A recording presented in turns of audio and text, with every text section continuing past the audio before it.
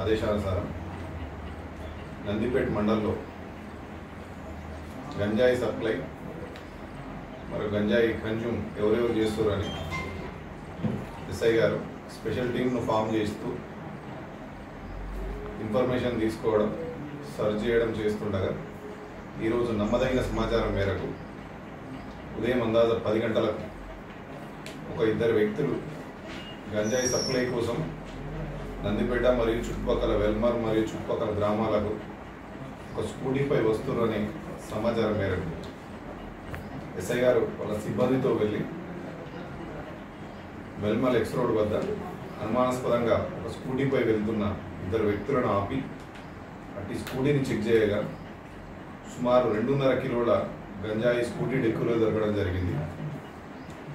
Procedure ప్రకారం పంచనామా complete చేసి వాళ్ళని వెరిఫై చేస్తే వాళ్ళు ఆ గంజాయిని ఇక్కడ యువతకు అమ్మడానికి తీసుకొస్తున్నట్టుగా సప్లై చేస్తున్నట్టుగా ఒప్పుకోవడం జరిగింది. వారి వద్ద నుండి ఆ గంజాయిని స్వాధీనం చేసుకొని వాళ్ళు ఈ గంజాయికి సప్లైకి కమ్యూనికేషన్కు వాడేటువంటి 2 సెల్ ఫోన్లను అదేవిధంగా వాళ్ళ గంజాయిని సప్లై చేయడానికి వాడిన స్కూటీని ఇవన్నీ తీసుకొని పంచనామా చేసి స్వాధీనం చేసుకొని వాళ్ళని అరెస్ట్ చేయడం జరిగింది. ఇప్పుడు వాళ్ళను రిమైండ్ చేసి కోర్టులో ప్రవేశపెట్టడం జరుగుతుంది. ముఖ్యంగా నందిపేట మండల యువత విద్యార్థులకు అందరికీ చెప్పేది ఏంటంటే ఎవరు కూడా మాదక ద్రవ్యాలకు బానిస కావద్దు. అనవసరంగా కేసులలో ఇబ్బంది పడడం వాళ్ళ ఆరోగ్యం ఖరాబు, అదేవిధంగా కుటుంబ సభ్యులకు కూడా ఇబ్బంది అవుతుంది. కాబట్టి మా పోలీస్ తరఫున నందిపేట పోలీస్ తరఫున మా సూచన మరియు విజ్ఞప్తి ఏంటంటే ఎవరైనా ఎక్కువగా అడిక్ట్ అయ్యి బయటపడలేని పరిస్థితి ఉంటే కూడా మేము దానికి డీఅడిక్షన్ సెంటర్లో చేర్పించి వాళ్ళను దానిలో నుంచి బయటకు తేవడానికి కృషి చేస్తాం.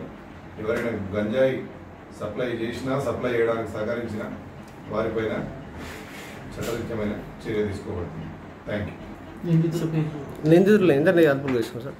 ఇద్దరు స్కూటీ పైన ఇద్దరు నిందితులను అదుపులోకి తీసుకోవడం. ఇద్దరిది కూడా నిజామాబాద్లో ఒకరు. పేర్లు సార్?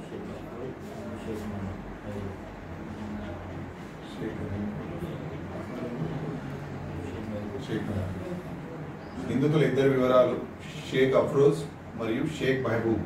ఇందులో షేక్ అఫ్రోజ్ అనే వ్యక్తి ఇంతకుముందు కూడా గంజాయి సప్లైలో ఇన్వాల్వ్ అయ్యి వేరే పోలీస్ స్టేషన్లో కేసు రిజిస్టర్ కావడం జరిగింది.